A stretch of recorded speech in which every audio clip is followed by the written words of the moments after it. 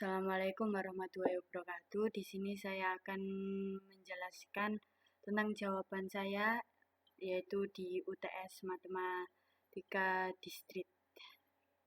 Nah, kita langsung yang nomor yang pertama. Nomor yang pertama, jelaskan alasan kita bisa mempercayai pernyataan jika saya terpilih dan Indonesia maju, maka Indonesia pasti maju. Catatan, diberikan tanda kurung agar lebih mudah mengubahnya menjadi bentuk P dan Q. Gunakan pengetahuan mengenai tautologi, kontradiksi, dan kontingensi. Nah, yang pertama yang harus kita lakukan adalah kondisional dulu. Kita menyatakan sebuah kondisionalnya dulu. Jadi di sini saya terpilih ini sebagai P dan Indonesia maju ini sebagai Q. Nah, di sini maka Indonesia pasti maju itu saya implikasi dari Q, yaitu karena ada maka di sini jadi saya ini implikasi dari Q. Nah, habis itu setelah menyatakan ini kita lanjut. Nah, kita akan lanjut ke membuat tabel.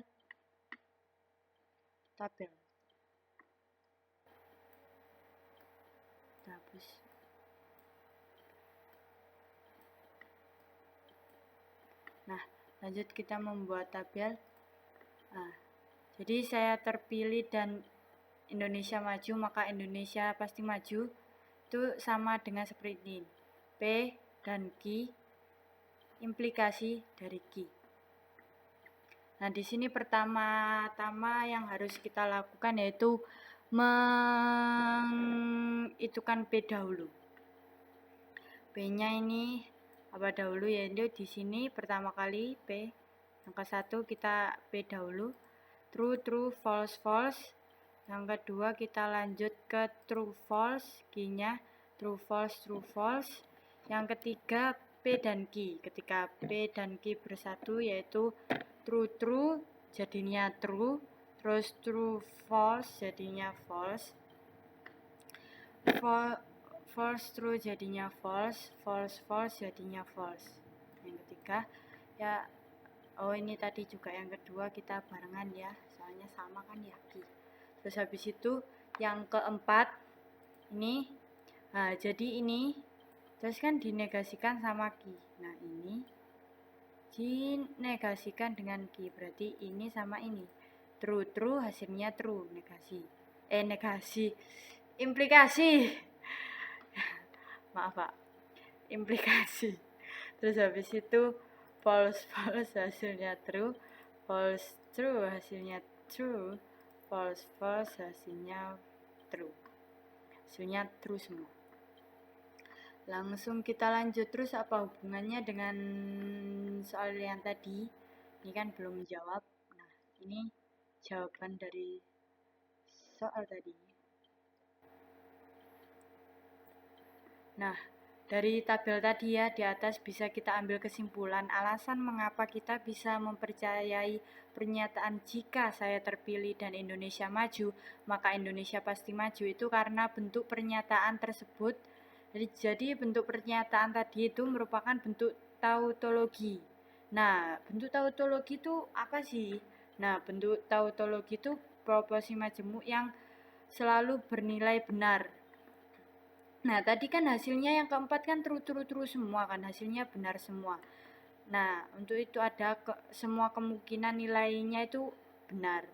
Nah, sehingga sudah terbukti kan kita bisa mempercayai pernyataan tersebut karena pernyataan tersebut tadi kan udah true semua karena tabel tadi. Habis itu kita lanjut. Nomor kedua, jelaskan alasan kita sebaiknya tidak mempercayai pernyataan jika saya terpilih atau Indonesia maju, maka Indonesia pasti tidak maju. Ini catatannya sama seperti tadi. Sini kita menyatakan seperti tadi, jika saya terpilih masih sama. Terus habis itu atau di sini ya, kita ingat-ingat atau. Terus habis itu Indonesia maju. Masih sama Indonesia maju. Terus maka di sini implikasi. Terus habis itu Indonesia pasti tidak maju. Nah, tadi kan Indonesia pasti maju. Di sini ada kata tidak. Berarti di sini kita negasi G. Itu sama dengan kebalikan. Tadi kan tidak ada tidak, sekarang ada tidak, berarti kan kebalikan. Nah, ini berarti Indonesia pasti tidak maju. Nah, langsung kita buat tabelnya.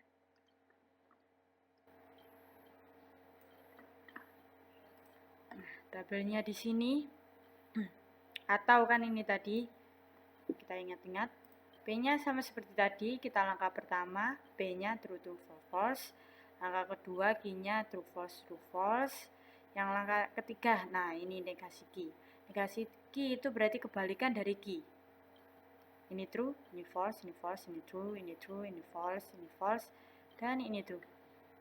Habis itu langkah yang berikutnya, yang keempat, kita P atau Q. Nah, di sini true, sini true, false, false, true, false. Nah, sekarang kita lanjut ke langkah berikutnya, yaitu semuanya.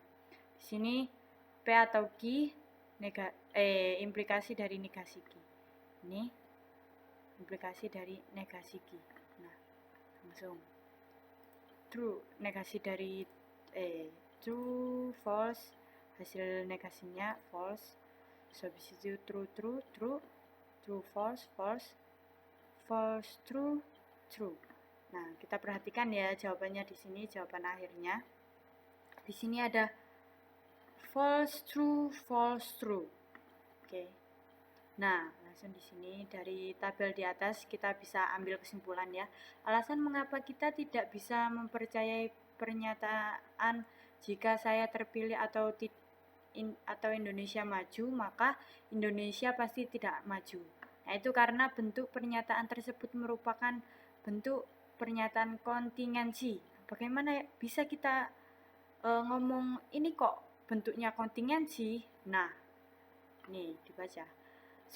Karena kontingensi itu suatu ekspresi logika yang mempunyai nilai benar dan salah di dalam tabel. Nah, di sini kan ada nilai benar salah kan. Terus habis itu benar di dalam tabel. Nah, kebenaran di dalam tabel kebenaran tanpa mempedulikan nilai kebenarannya.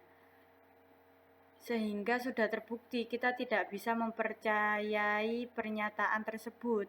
Jelas dong, dia aja di sini dia tidak mempedulikan nilai kebenarannya. Nah, bagaimana kita bisa percaya gitu kan ya. Terus habis itu lanjut ke nomor 3. Di antara sekelompok mahasiswa 100 orang, ternyata 44 orang suka mata pelajaran kuliah matematika diskrit, 52 orang kalkulus, 42 orang suka bahasa Inggris, 16 orang suka matematika diskrit dan kalkulus, 15 orang suka matematika diskrit dan bahasa Inggris, 14 orang suka kalkulus dan bahasa Inggris, 5 orang tidak suka ketiganya. Nah, di sini yang disuruh adalah gambarlah diagram Venn untuk menunjukkan keadaan di atas. Dan ke B, berapa siswa yang suka ketiganya. Dan C, berapa siswa yang suka matematika diskrit atau kalkulus. Let's go. Nah, di sini kita nyatakan seperti ini dulu biar gampang. Biar kita pahamnya gampang, kan kita mau gambar diagram Venn-nya. Kita nyatakan A sebagai suka mata pelajaran matematika diskrit, B suka pelajaran kalkulus, C suka mata pelajaran B Inggris. Nah, ini seluruhnya tadi kan 100. Terus A MTK diskrit 44, kalkulus 52, C-nya bahasa Inggris 42. Ini yang suka A dan B, berarti yang suka matematika sama suka kalkulus 16, A dan C 15, B dan C 14. Nah, ini yang tadi juga ada di pernyataan yang slide tadi. Dia nggak suka ketiga-tiganya, ada 5 orang ternyata. Nah, biar gampang kita, ini kan sudah jadinya. Biar gampang, pertama-tama itu kita ngisi diagramnya ini, kita cari ini suka ketiga-tiganya dulu. Biar gampang. Ya di sini nih. Nah, ini di sini kan ini suka ketiga-tiganya. Nah, kita nyatakan dengan X. Yang pertama, ini kan A. Kita hitung keseluruhan dari A ini. Oke, di sini ada A plus 5 min X. Ini di sini 15 min X kan irisannya. Plus X plus 16 min X, 16 min X irisannya tadi sama dengan 44. Nah, jadi kita langsung operasikan aja. Hasilnya ketemu A sama dengan X plus 13. Nah, yang B juga begitu. Sini himpunan B kan ya. Situ di sini 16 X, 16X plus X-nya ini. X-nya kan ini belum diketahui tuh. Plus 14 min X. Nah, ini kenapa kok 14 min X? Karena kan di sini kan irisannya 14 kan. Min X kan karena X-nya kan belum kita ketahui. Nah, jadi begitu. Sama dengan 52 kan ini seluruhnya ini 52 kan ya. Habis itu kita operasi, hasilnya B sama dengan X plus 22. Yang lanjut yang ke C sama. Yang ke C ini C semua, hasilnya 15 min X plus 14 min X sama dengan 42. C sama dengan plus, ini ditambahkan kan 69 min X sama dengan 42. C min X pindah guys, kan di sini plus jadi min, hasilnya 13, akhirnya pindah deh, ini kan min, pindah jadi plus. C sama dengan X plus 13. Terus habis itu kita lanjut.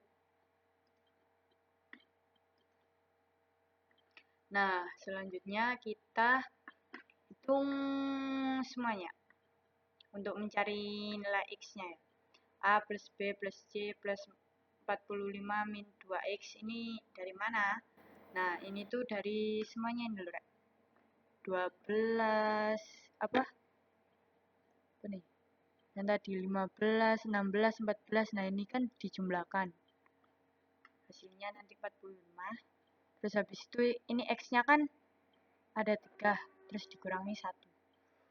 Min 3 plus 1 sebenarnya itu. Terus hasilnya kan min 2X. Habis itu sama dengan 95. 95 ini jumlahnya. Kenapa 95? Kenapa nggak 100? Nah, kan tadi ingat ada yang nggak suka 5 orang tadi, jangan dilupakan. Mereka nggak suka, ya udah nggak usah diajak. 95 jadinya.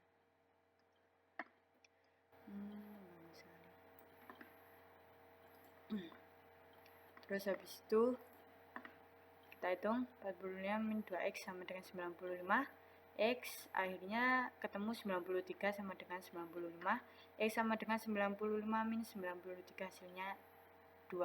Asik, sudah ketemu ya. Yang ternyata yang suka tiga-tiganya itu cuma 2 orang guys. Terus habis itu kita mencari nilai tiap-tiapnya. Jadi tiap A, tiap yang suka matematika, tiap yang suka kalkulus. Ini yang suka matematika kan tadi. Matematika kan hasilnya X plus 13. Kita masukkan aja seperti biasa, hasilnya 15. Yang B kalkulus. Yang kalkulus tadi kan ketemu X plus 23. Akhirnya kita ini X plus 23, kenapa di sini 22? Ini saya mulai ngantuk ya, maaf Pak. Ini 22 yang betul. Maaf Pak, ini mungkin saya pas mengerjakan PPT-nya lagi ngantuk. Hasilnya 24. Terus yang C, sini 22 ya. Ini saya lagi ngantuk ini. Yang C sama dengan X plus 12 jadinya C sama dengan 15. Pak, maaf Pak, ngantuk Pak.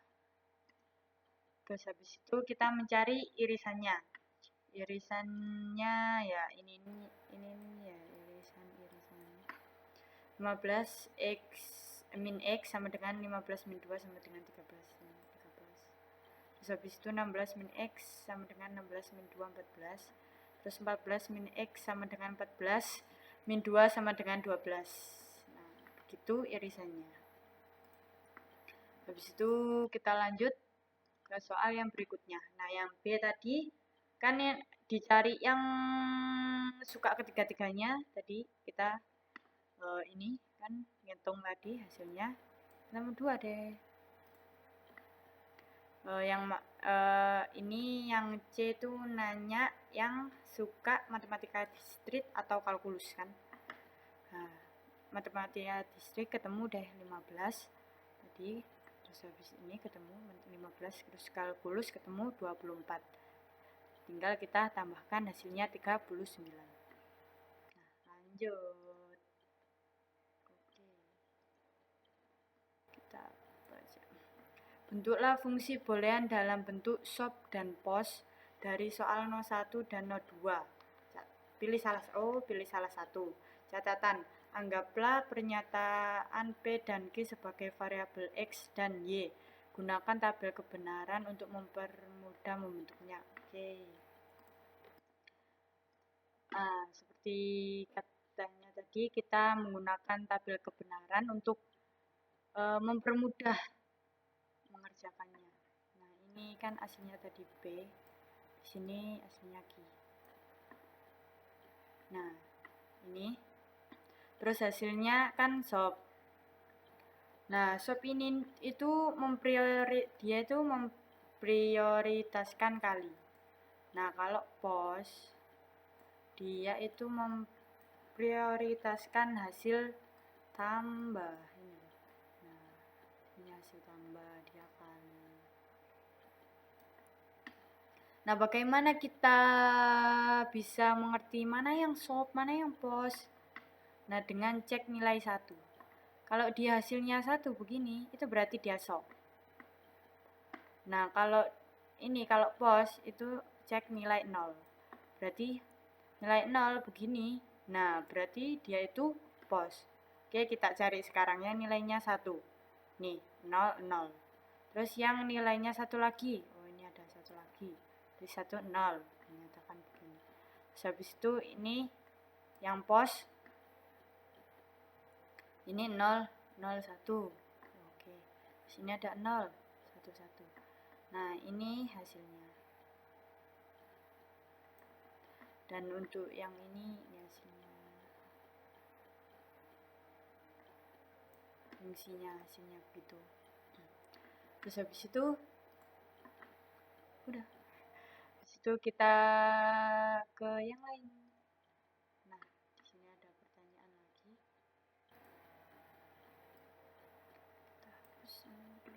Jelaskan pentingnya pemahaman materi dasar matematika distrik dalam teknik informatika. Pentingnya pemahaman matematika dasar diskrit menurut saya sih penting sekali ya, karena matematika diskrit itu sangat membantu kita pada saat kita itu melakukan sebuah pemrograman. Nah, soalnya menurut saya itu logikanya matematika diskrit itu merupakan dasar-dasar matematis suatu perangkat lunak. Jadi kita itu butuh banget belajar matematika diskrit saat kita juga belajar pemrograman. Punya bantuan pada bagian apa materi dasar matematika diskrit berperan. Nah, itu kan pada bagian materi itu sih Pak, pemrograman. Jadi ketika saya sudah belajar matematika diskrit dahulu, pas saya melakukan pemrograman, otak saya itu jadi terbantu gitu Pak. Jadi nggak bener-bener kayak bener-bener nggak tahu gitu, nggak. Jadi ada ada untungnya di situ. Terus kita lanjut ke slide berikutnya. Nah, sekian dari saya. Saya minta maaf bila ada salah kata, salah jawaban, atau ketika saya menjelaskan sangat tidak jelas. Saya mohon maaf. Saya sudah melakukan yang saya bisa dan saya mampu. Saya sudah habis. Yaudah ya, yaudah. Wassalamualaikum warahmatullahi wabarakatuh. Udah. Ini